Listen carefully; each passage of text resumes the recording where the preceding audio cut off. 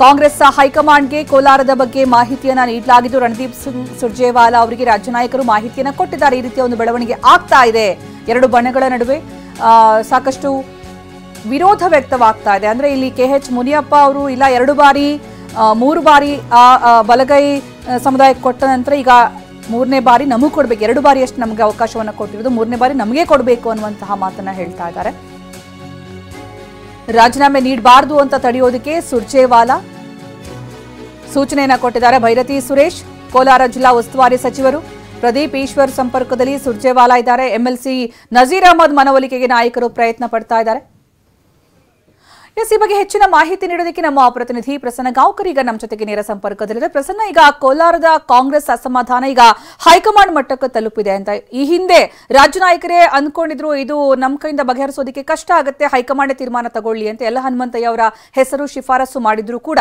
ಇದೀಗ ಎರಡು ಬಣಗಳ ನಡುವಿನ ಕಿತ್ತಾಟ ಕಾಂಗ್ರೆಸ್ಗೆ ತುಂಬಾ ದುಬಾರಿ ಆಗಬಹುದು. ಹಾಗಾಗಿ ಯಾವ ರೀತಿ ಇದನ್ನ ಪರಿಹರಿಸುವ ಒಂದು ಪ್ಲಾನ್ ಅಲ್ಲಿ ಇದೆ ಕಾಂಗ್ರೆಸ್ ಹೈಕಮಾಂಡ್? ಸುಕನ್ಯಾ, ಕೋಲಾರ ಕಾಂಗ್ರೆಸ್ ನಾಯಕರ ಕಿತ್ತಾಟದ ವಿಚಾರ ಮೇಲ್ನೋಟಕ್ಕೆ ಸಣ್ಣದು ಅಂತ ಹೇಳಿ ರಾಜ್ಯ ನಾಯಕರು ಭಾವಿಸಿದ್ರು. ಇದೇ ಕಾರಣಕ್ಕೋಸ್ಕರ ಎರಡು ತಂಡಗಳ ನಡುವೆ, ಎರಡು ಬಣಗಳ ನಡುವೆ ಸಂಧಾನ ಮಾಡುವಂತಹ ಒಂದಷ್ಟು ಪ್ರಯತ್ನಗಳನ್ನ ಸ್ವತಃ CM DCM ಅವರು ಮಾಡಿದ್ರು.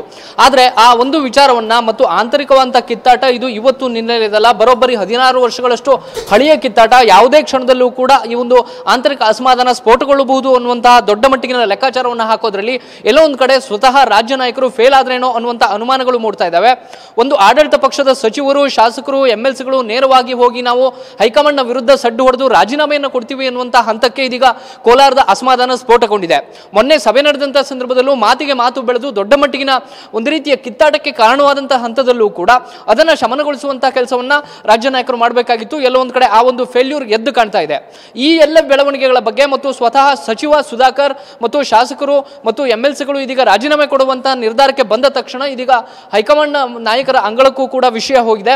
ರಾಜ್ಯ ಕಾಂಗ್ರೆಸ್ ಉಸ್ತುವಾರಿ ರಣದೀಪ್ ಸಿಂಗ್ ಸುರ್ಜೇವಾಲಾ ಅವರು ಇದೀಗ ರಾಜ್ಯ ನಾಯಕರ ಜೊತೆಗೆ ಚರ್ಚೆಯನ್ನ ನಡೆಸಿದ್ದಾರೆ. ಸಚಿವ ಭೈರತಿ ಸುರೇಶ್ ಅವರು ಕೋಲಾರ ಜಿಲ್ಲೆಯ ಉಸ್ತುವಾರಿ ಸಚಿವರು ಕೂಡ ಹೌದು. ಈ ಕಾರಣಕ್ಕೋಸ್ಕರ ಅವರನ್ನ ನೇರವಾಗಿ ಹೋಗಿ ಮಾತುಕತೆಯನ್ನ ನಡೆಸಿ ಎನ್ನುವಂತಹ ಸೂಚನೆಯನ್ನು ನೀಡಲಾಗಿದೆ. ಭೈರತಿ ಸುರೇಶ್ ಅವರು ಇದೀಗ ಅವರು ಕೂಡ ವಿಧಾನಸೌಧಕ್ಕೆ ಬರ್ತಾ ಇದ್ದಾರೆ. MLA ಪ್ರದೀಪ್ ಈಶ್ವರ್ ಅವರು ಕೂಡ ಅವರ ಜೊತೆಗೆ ಬರ್ತಾ ಇದ್ದಾರೆ. ರಾಜೀನಾಮೆ ಕೊಟ್ಟರೆ ತಕ್ಷಣಕ್ಕೆ ಅಂಗೀಕಾರ ಆಗಬಹುದು ಅನ್ನುವಂತಹ ಒಂದು ಆತಂಕ ಕೂಡ ರಾಜ್ಯ ಕಾಂಗ್ರೆಸ್ ನಾಯಕರನ್ನ ಕಾಡ್ತಾ ಇದೆ. ಸುಕನ್ಯಾ, ಓಕೆ, ಧನ್ಯವಾದ ಪ್ರಸನ್ನ ಗಾಂವ್ಕರ್.